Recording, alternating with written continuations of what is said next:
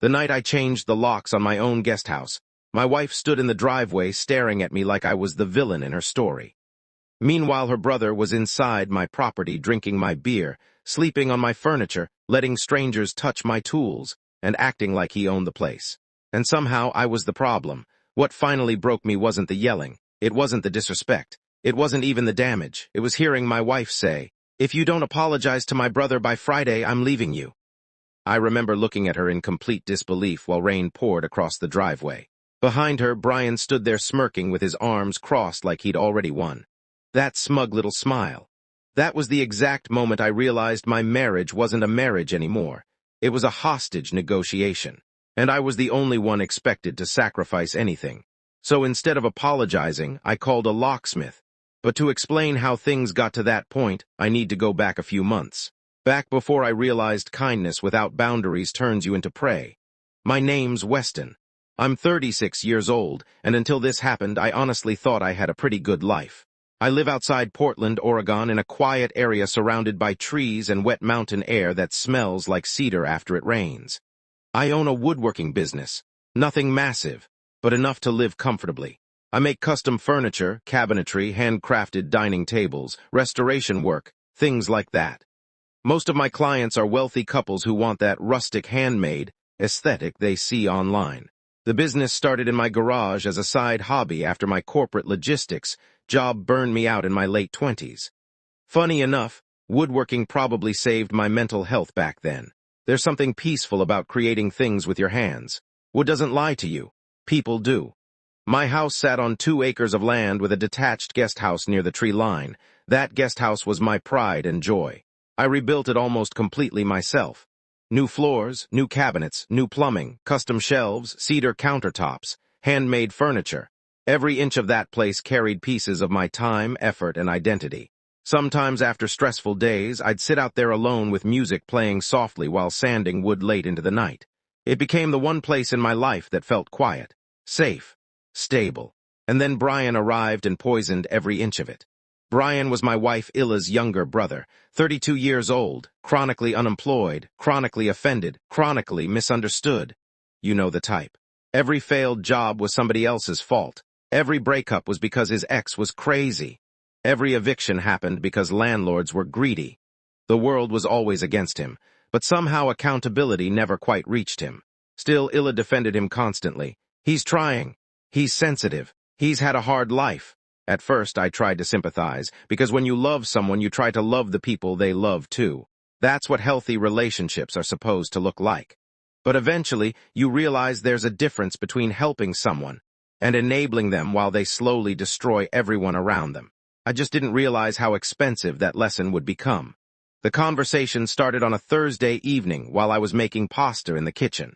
Rain hammered softly against the windows, while Illa stood near the counter pretending to scroll through her phone. That was her tell. Whenever she needed something unreasonable, she avoided eye contact first. "What?" I asked without looking up. "What do you mean? You're doing the thing." Her shoulders tensed slightly. "The thing, the nervous pretending everything's normal thing," she sighed. "Brian needs help."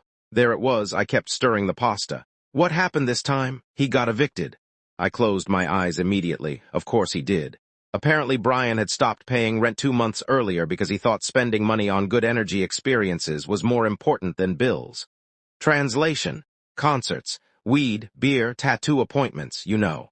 Essential survival priorities. "What does he want?" I asked carefully. "He asked if he could stay in the guest house for 1 week. 1 week. Those 2 words should have terrified me more than they did. I turned slowly toward her. "No," her face fell immediately. "You didn't even think about it." "I did. The answer's still no." "Weston, no, Illa. He literally has nowhere else to go. That's because he burns every bridge he touches. That's unfair." "No." "It's accurate." She folded her arms. "He's family, and he's irresponsible. He just needs support." I laughed softly. "He's 32 years old. So what?" "So eventually support becomes adult daycare." Her eyes narrowed instantly. "You always judge him." "I judge his choices. He's trying." "Trying what? New ways to avoid accountability?" "Weston," I rubbed my forehead. I hated these conversations because they always followed the same pattern. Brian creates disaster. Illa feels guilty. I become the bad guy for refusing to rescue him. Then eventually I cave because I'm exhausted, And honestly, that's exactly what happened. Because after another 20 minutes of emotional pressure, she finally grabbed my hand softly and whispered, "Please, just 1 week." That word again. Please, I loved my wife. Or at least I loved the version of her I thought existed back then. So eventually I sighed. 1 week. Her entire face lit up instantly. "You mean it?" 1 week, I repeated carefully. "Not permanently, not until he figures things out." 7 days, she hugged me tightly. "Thank you." I wish I could go back and shake that version of myself. Because deep down, I already knew this wouldn't end well. Brian arrived the next afternoon. Except he didn't arrive alone. I heard the SUV before I saw it. Loud music, kids screaming, doors slamming. I stepped onto the porch and immediately froze. A battered silver SUV was pulling into my driveway, overloaded with garbage bags, storage bins, furniture, bicycles, and random junk strapped to the roof. Then 2 kids climbed out of the backseat, followed by a woman holding a cigarette. I stared in disbelief. What the hell was this? Brian jumped out grinning like he was showing up for a vacation. "Weston. My man," I pointed toward the SUV. "What is this?" "Oh, Kayla and the kids are with me." "With you?" "Yeah, temporarily." I looked at the woman. She didn't even acknowledge me. Just stood there smoking near my flower beds while her kids ran across the lawn. "You didn't mention other people." Brian shrugged. "Didn't think it'd matter." Didn't think it'd matter. Amazing. Illa came outside quickly after hearing voices. The moment she saw them, her expression shifted from surprise to panic. Not because she was angry, because she knew I was. "Babe," she started softly. "No," I said immediately. Brian laughed awkwardly. "Come on, man. Don't make this weird." "Weird?" I repeated. "You brought 4 extra people into my property without asking." Kayla rolled her eyes dramatically. "Oh my God, Brian, your brother-in-law is intense." That sentence told me everything I needed to know about her instantly. Entitled people always react to boundaries like their personal attacks. I turned toward Illa. "This isn't happening." She lowered her voice immediately. "Please don't embarrass me." That sentence hit me wrong immediately. Because somehow the focus became protecting her embarrassment instead of respecting my boundaries. I stared at her. "They can't stay here. Just for a few days." "No, please." Brian suddenly spoke up louder. "We literally have nowhere else to go." And there it was, that manipulative pressure. That moment where saying no makes you feel like a monster even though none of their bad decisions were your responsibility. I should have stood firm. Instead, I let them stay. And honestly, that was the beginning of the end. At first, Brian acted grateful. That lasted maybe 48 hours. After that, the guest house slowly stopped feeling like my property and started feeling like some chaotic airbnb occupied by people who had absolutely no intention of leaving. Every morning there were new problems. Trash bags piled outside instead of being taken to the bins. Food containers left all over the yard. Toys scattered across my driveway. One of Kayla's kids somehow ripped the screen door on the guest house within the first week. Nobody apologized. Nobody even mentioned it. I noticed something else too. Brian had this weird ability to make himself comfortable while making everyone else uncomfortable. Like he naturally expanded into whatever space you gave him. First it was, "Mind if I use the grill?" Then, "Mind if I borrow a few tools?" Then suddenly I'd walk outside and find random strangers sitting near my workshop, drinking beer with Brian, while my extension cords and equipment were scattered everywhere. One afternoon I came home and found 3 men I'd never seen before standing inside my woodworking space. One of them was using my table saw. My table saw. I stopped dead in the driveway. "What the hell is this?" Brian looked up from a lawn chair like I was interrupting him. "Oh, relax, they're helping me with a project." I stared at the stranger touching equipment worth thousands of dollars. "No one touches my tools." The guy immediately stepped back. Brian laughed. "Dude, why are you so uptight?" "Because if that blade catches wrong, it can remove someone's fingers in half a second. Because those tools paid my mortgage. Because they mattered to me, but people like Brian never understand attachment to things you earned. They only understand access." I walked over calmly and unplugged the saw. "We're done here." Brian's face changed immediately.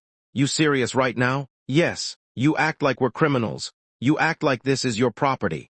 The atmosphere shifted instantly after that. His friends left awkwardly. Brian glared at me while lighting a cigarette. "You know what your problem is?" I almost laughed. "No, but I'm sure you'll tell me. You think money makes you better than people." There it was again, that resentment. I noticed something important about Brian over those weeks. He didn't just want help. He hated the fact that I was stable. Every repaired floorboard, every tool, every part of my life reminded him of what he failed to build himself. And instead of inspiring him, it made him bitter.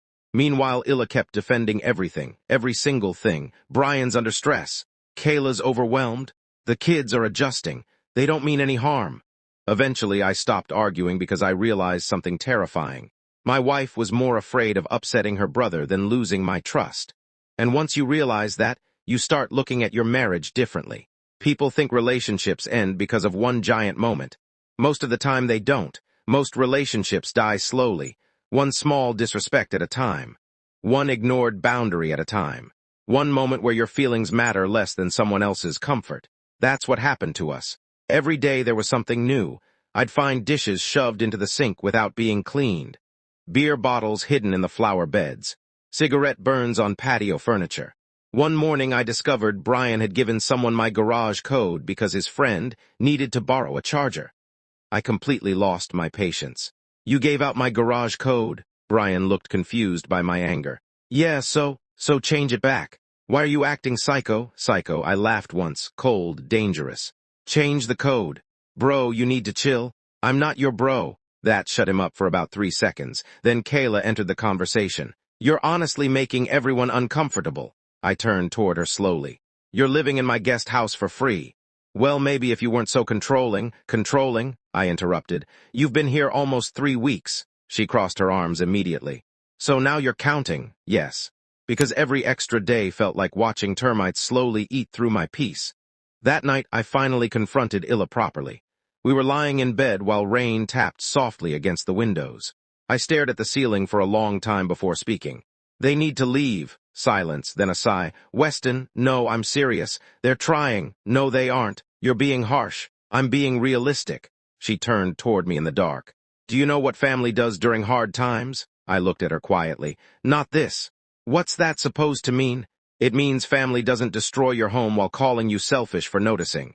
Her face hardened immediately. You've always hated Brian. That hurt more than I expected, because it wasn't true. I didn't hate Brian, I hated what he brought into our lives. Chaos, manipulation, exhaustion. And deep down, I think Illa knew that too. But admitting it would mean admitting her brother wasn't the victim she spent years protecting. So instead, she protected the lie, and slowly started turning against me to do it. The real breaking point happened on a Saturday night. I'd spent almost 12 hours finishing a custom walnut dining table for a client. My back hurt. My hands were sore. I was exhausted. All I wanted was a shower, a beer, and silence. Instead, the second I pulled into the driveway, I heard music blasting from the guest house. Loud, way too loud. Cars lined the property, people everywhere. My stomach dropped instantly. No. I walked toward the guest house and immediately smelled smoke and alcohol. The door was wide open. Inside looked like a frat party exploded, strangers sitting on my furniture. Beer spilled on the floor, music shaking the walls. And right in the center of the room, Brian had turned my woodworking bench into a barbecue station. I froze. That workbench took me almost 3 weeks to build, solid maple top, handcrafted frame, perfectly leveled surface. And this idiot had hot grease and charcoal sitting directly on it. One of the strangers was literally using my table saw as a shelf for burger buns. Something inside me snapped instantly. Everybody out! Nobody moved at first. Brian laughed from across the room. Relax, man, we're just hanging out. I unplugged the speaker. Silence slammed across the room immediately. I said out. Now everyone stared. Brian stood slowly. You serious right now? Dead serious. You have 30 seconds. Kayla scoffed dramatically. Oh my God. Brian stepped closer. You're embarrassing me. I actually laughed hearing that. You destroyed my workshop.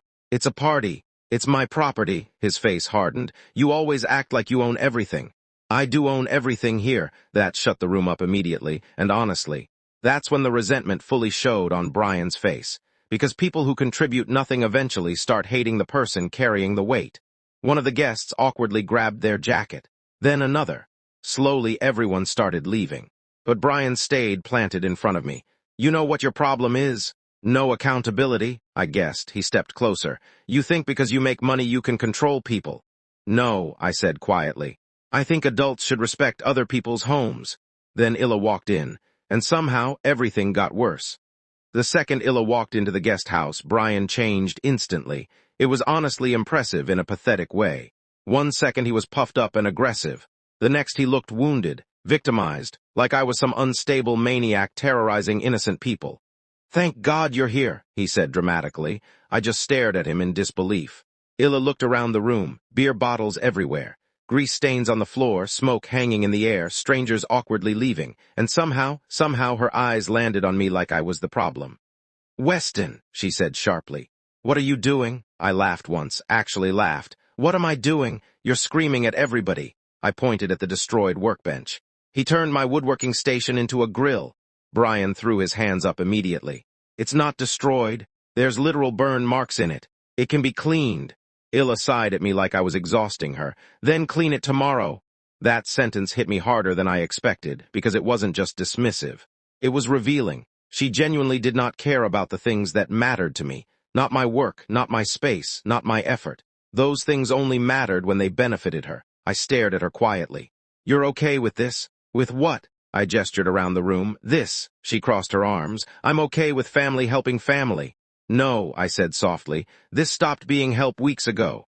Brian immediately jumped in. "You've hated me since day one." "That's not true." "Yes, it is." "No," I said calmly. "I hate entitlement." His face twisted instantly. "Wow, you moved into my property for 1 week and turned it into a dump. Because I'm struggling, you're always struggling." Silence. Heavy silence. Even Illa looked uncomfortable after that, but instead of facing the truth, she doubled down. "You're being cruel." Cruel. That word echoed in my head for the rest of the night. Because apparently expecting respect inside my own home made me cruel.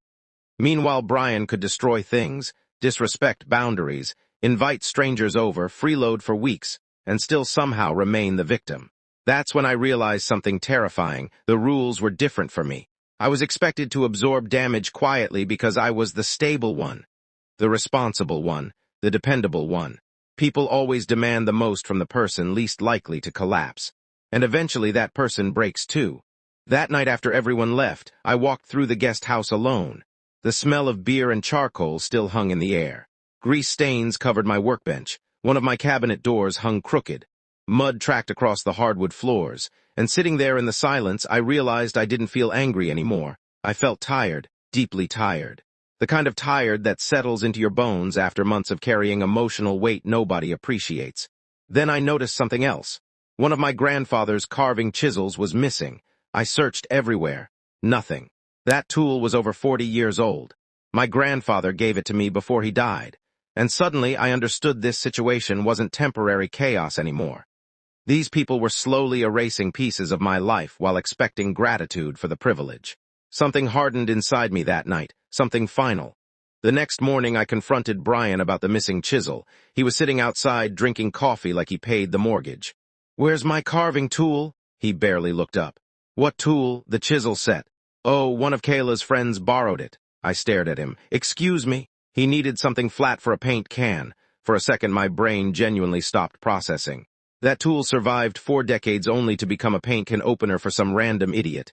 "Get it back." Brian rolled his eyes. "Why are you freaking out?" I stepped closer. "That belonged to my grandfather." So. That single word told me everything about him. People who have never built anything meaningful never understand emotional attachment. To him it was just an object. Disposable. Replaceable. Like boundaries, like relationships. Like trust. I want it back today. "Relax." "No, you're acting insane over a piece of metal." I laughed bitterly. "No, Brian, I'm reacting to months of disrespect." That instantly made him defensive. "We're guests. You've been here almost a month. Because nobody else helps us. There's a reason for that." He stood abruptly. "Oh, here we go." "No, let's actually go there," I snapped.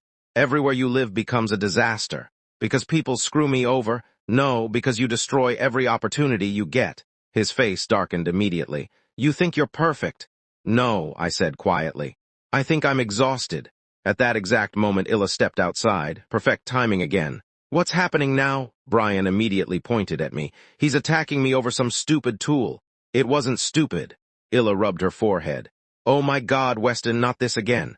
Not this again, like my frustration was some repetitive inconvenience ruining everyone's fun. "You know what?" I said calmly. "They need to leave by Friday." Silence. Then Illa laughed softly like I'd made a ridiculous joke. "You're serious?" "Yes." "Where are they supposed to go?" "I genuinely do not know anymore." Her face changed instantly. That's unbelievably selfish. Selfish. Funny word coming from people living rent-free on someone else's property. I looked directly at her. You know what's selfish? Watching your husband slowly lose his mind in his own home and acting like he's the problem. You care more about things than people. That sentence hit me like a slap. Because she truly believed it. She thought protecting my space, my work, and my peace meant I valued objects over human beings. But that wasn't the truth at all. The truth was simpler. I cared about respect. And none of them had any for me anymore. 3 days later, everything finally exploded. I'd just gotten home from a delivery job in Salem when Illa stopped me in the kitchen. The second I saw her expression, I knew something bad was coming. Arms crossed, tight jaw. That cold, defensive look people get when they've already decided you're wrong before the conversation even starts. We need to talk. Never good. I tossed my keys on the counter. Okay, she inhaled slowly. Brian feels unsafe here. I blinked. Unsafe? Yes, I actually laughed because the absurdity physically hurt. The man throwing parties in my guest house feels unsafe? You intimidate him. I want him out, because you hate him. No, I said quietly. Because he's destroying our lives. Our lives, she repeated sharply. You mean your workshop? There it was again, that dismissal, like my feelings only counted when they aligned with hers. I stared at her carefully. Do you even hear yourself anymore? I hear someone obsessed with control. Control. Interesting. Apparently wanting boundaries inside my own property was controlling. Meanwhile, Brian inviting strangers into my home without permission was completely acceptable. I finally asked the question that had been sitting in my chest for weeks. Why are you so afraid to hold him accountable? Silence. Then anger flashed across her face. You don't understand what he's been through. And what exactly has he been through that excuses this? He's struggling mentally. I almost said something cruel. Something about how everybody struggles mentally when they refuse to act like adults. But I stopped myself. Instead, I asked quietly, and what about me? Her expression shifted slightly. What? What about my stress, my exhaustion? My peace? She looked away. And honestly, that hurt more than yelling would have, because deep down she knew I was right. She just couldn't admit it without confronting years of enabling her brother. Then came the sentence that destroyed our marriage completely. If you don't apologize to Brian by Friday, I'm leaving. Silence filled the kitchen instantly. I remember hearing rain outside, the refrigerator humming, my own heartbeat. And suddenly, everything became incredibly clear. Because healthy marriages don't end with ultimatums protecting toxic people. Healthy marriages protect each other. I looked at her for a very long time. Then I nodded once. Okay, her face changed immediately. You're seriously choosing this? No, I said softly. You already did. After that conversation, something inside me shut off emotionally. Not dramatically, not all at once. It was more like a light slowly losing power. For weeks I'd been angry, frustrated, trying to explain myself. Trying to make Illa understand what this situation was doing to me. But after the ultimatum, I stopped trying. Because the second your partner starts treating your boundaries like betrayals, the relationship is already bleeding out. The weirdest part was how calm I became afterward. I didn't yell, didn't argue, didn't defend myself anymore. And I think that scared Illa more than any fight could have. Manipulative dynamics survive through emotional reactions. Once you stop reacting, people lose leverage over you. The next few days felt eerie. Brian kept acting smug, probably convinced Illa's threat would force me to back down. I heard him laughing loudly in the guest house one night saying, "He'll cave. Guys like Weston always cave." That sentence stayed in my head. Guys like Weston, reliable men, patient men, men who spend years swallowing disrespect because they love someone. People mistake patience for weakness all the time, until patience runs out. Thursday night, I sat alone in the workshop staring at the burn marks still stained into my workbench. Rain tapped softly against the roof. The smell of sawdust filled the air. Normally, that smell calmed me. That night, it just made me sad. I ran my hand slowly across the damaged wood and thought about how much effort I'd poured into building this life. The house, the business, the marriage, all of it built slowly through sacrifice and discipline. And somehow none of it felt safe anymore. Because chaos had moved in and everybody expected me to tolerate it indefinitely. Then I noticed something else missing, my cordless drill set. At first I thought maybe I moved it. Then I checked the workshop cameras, and there he was, Brian, walking out with the case 2 days earlier and tossing it into his SUV. I sat there staring at the footage while my stomach turned cold. He stole from me, not borrowed. Not forgot to return. Stole. And the craziest part? I genuinely don't think he even considered it theft. People like Brian convince themselves other people's property belongs to them the moment generosity enters the picture. That's why they always escalate, because entitlement grows wherever boundaries die. I watched the footage 3 times, then I closed my laptop slowly, and finally admitted something to myself that I'd been avoiding for months. This situation was never going to improve. Not with conversations, not with patience, not with compromise. The only thing left was consequences. Friday morning arrived gray and cold, classic Oregon weather. I woke up before sunrise and sat quietly at the kitchen table drinking coffee while Illa slept upstairs. The house felt heavy, like both of us knew something irreversible was about to happen. At around 7:30, I made the call. Yeah, I told the locksmith. I need every lock on the guest house changed today. The guy arrived around noon. Small older man named Carl, didn't ask questions, probably smart enough not to. Brian noticed him immediately. He stormed out of the guest house halfway through the lock replacement. What the hell is this? I kept my voice calm. New locks? You serious? Yes. His face turned red instantly. You can't do that. I own the property. We live here. No, I corrected calmly. You're staying here temporarily. That ended today. He laughed like I'd made some joke. Then he realized I wasn't joking. That smug confidence disappeared fast. Wait, you're kicking us out? Yes. Kayla appeared behind him immediately. Oh my God, are you serious right now? I ignored her completely. Brian stepped closer aggressively.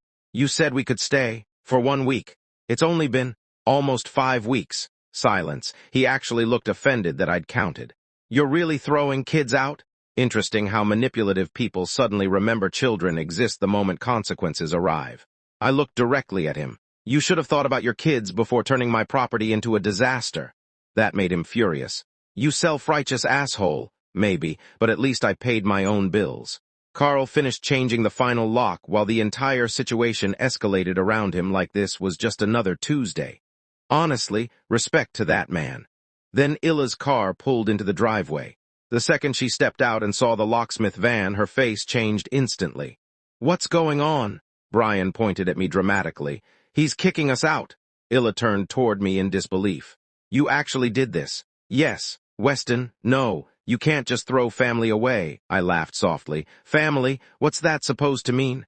Family doesn't destroy your home while calling you selfish for noticing. Her expression hardened immediately. You're unbelievable. No, I said quietly. I'm done. The silence after that felt enormous. Brian started yelling again in the background, Kayla shouting too, kids crying now, total chaos. And standing there listening to all of it, I suddenly realized something. For months this noise had become normal to me. The tension, the emotional exhaustion, the constant conflict. I'd adapted to dysfunction so gradually I stopped noticing how miserable I'd become. And for the first time in weeks, I felt peaceful. Because once you finally decide to stop tolerating something, fear disappears. The actual final argument happened later that night. After Brian and Kayla loaded most of their stuff into the SUV, Illa cornered me in the kitchen. Her eyes were red from crying. But underneath the sadness was anger, cold anger. You humiliated my family. I leaned against the counter quietly. Your brother humiliated himself. You didn't have to do this. Yes, I said softly, I did. He had nowhere else to go, and whose fault is that? That's cruel. No, I replied calmly. What's cruel is expecting me to sacrifice my sanity forever because your brother refuses to grow up. She stared at me like she barely recognized me anymore. Maybe she didn't. Because the version of me willing to tolerate this had finally disappeared. You care more about being right than people. I shook my head slowly. No, I care about peace. She laughed bitterly. Peace. You just destroyed this family. That sentence almost broke my brain. Destroyed the family? Not the man freeloading, stealing tools, disrespecting boundaries, and bringing chaos into our lives. Me. I realized then that Illa genuinely saw accountability as cruelty whenever it affected Brian. That's how deep the enabling went. Then came the final blow. If you don't apologize to him tonight, she whispered, I'm leaving you. There it was again. The ultimatum, but this time it sounded different, desperate. Because I think part of her already knew she'd pushed too far, I looked at her quietly for several seconds. 11 years together. Vacations, birthdays, movie nights. Building this home together, all of it flashed through my head in pieces. And honestly, part of me wanted to cave. Not because Brian deserved it, because losing someone you built a life with is terrifying. But then I remembered the burn marks on my workbench. The missing tools, the constant disrespect. The way she looked at me like I was the problem every single time I tried protecting my peace. And suddenly I understood something important. Love cannot survive where respect no longer exists, so I answered honestly. Then you should go. Her face collapsed instantly, like she truly never believed I'd say it. You're choosing pride over your marriage. No, I said softly. I'm choosing myself for the first time in a long time. And that was the moment my marriage ended. Illa packed 2 suitcases that same night. Not everything. Just enough to make the message clear.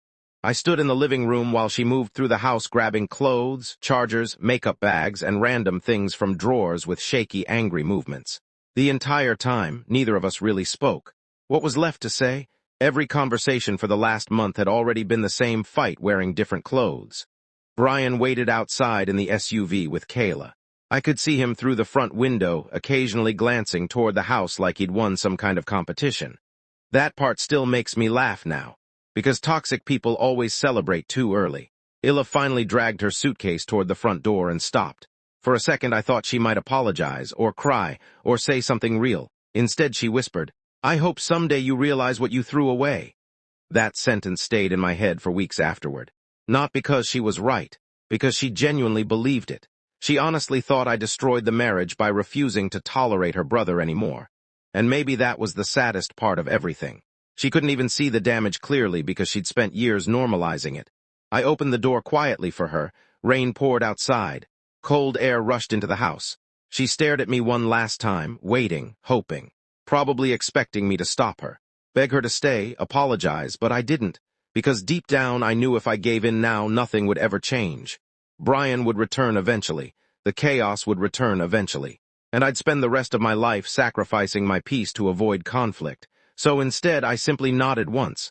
Take care of yourself. Her face crumpled slightly. Then she walked out. The SUV pulled away minutes later. And suddenly everything became quiet. No yelling, no tension, no music blasting from the guest house. No strangers, no chaos, just silence. I stood there in the middle of the living room listening to the rain hit the windows and realized something horrifying. I couldn't remember the last time my own home felt peaceful. That's what prolonged dysfunction does to you. It slowly resets your definition of normal. You adapt to stress so gradually you stop realizing you're drowning. That first night alone felt strange. I walked through the house turning lights off room by room. The guest house looked wrecked. Beer stains, trash, broken shelves, burn marks, one cabinet door hanging sideways. I just stood there staring at the mess for a long time. Then I sat down on the damaged workbench and finally cried. Not dramatic sobbing, just exhausted tears. Because the truth was, I didn't want my marriage to end. I wanted my wife to care enough to protect me too, and realizing she never truly would, that hurt worse than the divorce itself. The next few weeks felt surreal. At first I mostly slept, I'm serious. I slept like my body had been waiting months for permission to finally collapse. Stress does weird things to people. You don't notice how exhausted you are until the chaos disappears. The house stayed unbelievably quiet. No arguments. No random cars pulling into the driveway. No anxiety every time I walked outside. For the first time in months, I could hear birds in the mornings again. I started rebuilding the guest house slowly. Not because I had to. Because I needed to. Every repaired cabinet felt symbolic somehow. Like I was putting pieces of myself back together too. I sanded the burn marks out of the workbench over 2 full days. That part almost broke me emotionally. Because while sanding, I kept remembering the night I built it. Music playing, Illa bringing me coffee, both of us laughing while I measured the frame wrong twice. Back then we were happy, or at least I thought we were. Funny how hindsight changes memories. I repaired the damaged shelves, repainted walls, replaced broken hardware, cleaned grease stains from the hardwood floors, and slowly the space started feeling mine again. One afternoon while reorganizing tools, I noticed something odd. A stack of unopened mail shoved behind a cabinet, most of it junk. But one envelope caught my attention immediately. Final notice, addressed to Brian. Using my property address, my stomach tightened instantly. I opened it. Collection notice, then another and another. Loan applications, credit inquiries, past due accounts, all tied to my address. I sat there staring at the papers while my heartbeat started speeding up. No way. I dug through the pile faster. There were at least 7 different financial notices connected to my property. One from a credit card company. One from a payday loan service. Another from a financing company I'd never heard of, and every single one listed my guest house address. My blood went cold, because suddenly this stopped being family drama. This was fraud territory. I immediately checked my credit report online. The moment it loaded, my stomach dropped. Multiple inquiries, accounts I didn't recognize, address associations connected to Brian. I just sat there staring at the screen in complete disbelief. This idiot had been using my address financially behind my back. And somehow, I still wasn't even surprised anymore. That was the worst part. By then, Brian crossing legal boundaries almost felt predictable. I called my lawyer the next morning, then froze my credit, filed documentation, reported everything. And during that entire process, one thought kept repeating in my head. If I hadn't finally kicked them out, how much worse would this have gotten? About 2 months after Illa left, my phone rang late at night. Her name appeared on the screen. I stared at it for a long time before answering. Hello, silence, then soft breathing, finally, hey, she sounded exhausted, not angry anymore, just tired. What's wrong? I asked automatically, old habits. There was a long pause before she answered. Brian maxed out my mom's credit cards. I closed my eyes slowly. Of course he did. Apparently after leaving my house, Brian and Qley stayed with Illa's mother temporarily. Within weeks, money started disappearing. Bills unpaid. Borrowed cash never returned, excuses piling up again, then came the credit cards, then the lies, then the screaming fights. And suddenly everyone who spent years calling Brian misunderstood finally had front row seats to reality. I didn't know things were this bad, she whispered. I looked around my quiet living room. Part of me wanted to feel vindicated, instead I just felt sad. Yeah, I said softly, I know. Then she started crying, real crying, not angry tears, broken ones, and honestly, that hurt more than I expected. Because despite everything, I still loved her. Maybe not enough to save the marriage anymore, but enough to mourn what we became. I should have listened to you, she whispered. I didn't answer immediately, because hearing that months earlier might have changed everything. Now it just felt tragic. Finally she asked quietly, can I come see you? And against my better judgment, I said yes. Illa came over the following evening. The second I opened the door, I barely recognized her. Not physically, emotionally. She looked drained, like life had finally caught up with her. There were dark circles under her eyes, and for the first time since all of this started, she wasn't carrying anger into the room. Just regret. She stepped inside quietly and looked around the house. Everything was clean again, peaceful. The tension that used to live inside these walls was gone. You fixed everything, she whispered. I glanced toward the guest house through the back window. Mostly. There was an awkward silence before she finally sat down at the kitchen table. The same table where we used to eat dinner together almost every night. The same table where she gave me the ultimatum that destroyed our marriage. Funny how furniture remembers things. For a while neither of us spoke. Then she finally whispered, you were right about Brian. I leaned back quietly. What happened? She laughed bitterly through exhausted tears. What didn't happen? Apparently after leaving my house, Brian completely unraveled. He borrowed money from everyone, lied constantly. Started screaming at Illa's mother whenever she questioned him. Qley left temporarily after discovering he'd hidden unpaid debt from her. Then came the worst part. He used Mom's information for another credit card, Illa admitted softly. I closed my eyes. Jesus Christ. He said he was going to pay it back before anyone noticed. That sentence sounded exactly like Brian, not evil in the movie villain sense. Just selfish enough to destroy everyone around him while convincing himself he was the victim. I spent so long defending him, Illa whispered. I looked at her quietly. Yes. Tears rolled down her face. I thought you were being cold. I was trying to protect our life.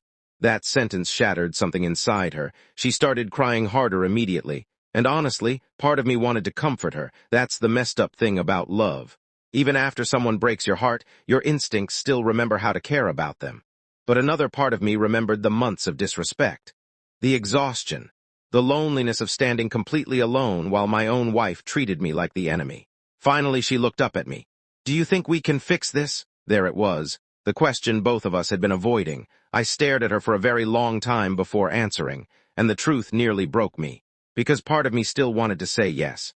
11 years is a long time to love somebody, but love without trust becomes grief. And somewhere along the way, I stopped feeling emotionally safe with her. I don't know if I can trust you anymore, I admitted quietly. Her face crumpled instantly. I made a mistake. It wasn't one mistake, Illa. Silence. Then I finally said the thing that had lived inside my chest for months. The worst part wasn't Brian. She looked confused. It was watching you choose him over me over and over again. That broke her completely, and honestly, it broke me too. Because in that moment, I realized we both finally understood the truth. Just far too late. 2 weeks later, Brian came back. Of course he did. People like Brian always come back when consequences finally corner them. I was in the workshop sanding a cabinet door when I heard tires screech into the driveway, then yelling. I stepped outside and immediately saw him stumbling toward the house looking furious. He looked terrible. Unshaven, bloodshot eyes, wrinkled clothes, the kind of appearance people get when their entire life starts collapsing at once. "This is your fault," he screamed the second he saw me. I stayed calm. "What is? My family turning against me?" I almost laughed. Interesting wording. Not my actions, not my lies. Just somehow still everybody else's fault. "You did that yourself." "Bullshit," he stormed closer aggressively. "You poisoned Iller against me?" "No," I replied quietly. "Reality did." That made him snap completely. He started screaming about how I thought I was better than him because I had money and property and a business. Same speech, same victim mentality, different day. Then he made the mistake that finally ended everything. He threatened me. Directly, "If you don't fix this," he shouted, "you're gonna regret it." Now here's the funny thing. During the chaos months earlier, I installed security cameras around the property after tools started disappearing. Meaning Brian had just threatened me clearly on video. I looked at him for a second, then calmly pulled out my phone. "What are you doing?" he snapped. "Calling the police." His face changed instantly, because suddenly consequences became real. "You serious right now?" "Yes. You'd call cops on family?" I laughed softly. "Family doesn't threaten people in their own driveway." That silence right there. That was the first moment I think Brian truly realized nobody was rescuing him anymore. Not Illa, not his mother, not me, nobody. He panicked immediately after that, started backtracking. "I didn't mean it like that." Too late. Police arrived 15 minutes later. Turns out active fraud investigations make officers very interested in documented threats. Brian got arrested right there in my driveway while screaming that everybody betrayed him. And standing there watching the police car disappear down the road, I didn't feel victorious. I just felt tired. Because some people spend their entire lives destroying every hand that reaches out to help them. And eventually there's nobody left. The divorce finalized about 5 months later, surprisingly smooth. Illa didn't fight me much. I think by then she understood exactly where everything fell apart. We hugged once outside the courthouse. One final goodbye, and honestly, that hurt more than all the fighting combined. Because underneath all the damage, we still loved each other in some broken way. Love just wasn't enough anymore. Last I heard, she moved to Colorado for work. We haven't spoken since. As for Brian, fraud charges, debt problems, burned relationships. The usual ending for people who spend their lives avoiding accountability. Meanwhile, the guest house became mine again. Completely mine. I rebuilt it better than before. New cabinets, new lighting, fresh stain on the wood floors. I even rebuilt the workbench from scratch. Stronger this time. Funny how symbolic that felt. These days I spend most evenings out there listening to rain hit the roof while working on furniture in complete silence. No chaos, no screaming, no emotional exhaustion hanging over my head. Just peace. And honestly, peace becomes addictive once you finally experience it after surviving constant dysfunction. Sometimes people ask if I regret ending my marriage over just a toxic brother-in-law. But that's not why the marriage ended. The marriage ended because my wife watched someone slowly destroy my peace, my home, and my mental health, and treated my reaction like the real problem. That changes how you see someone forever. If there's one thing I learned from all of this, it's this. The people who benefit most from your lack of boundaries will always punish you the moment you finally create them. But the punishment is temporary. The peace afterward, that lasts. And some nights, when rain taps softly against the windows of my rebuilt workshop, I sit there breathing in the smell of cedar and sawdust, and realize something that would have terrified the old version of me. Losing people who refuse to respect your peace isn't actually a loss. Sometimes, it's the first moment your life finally starts becoming your own again.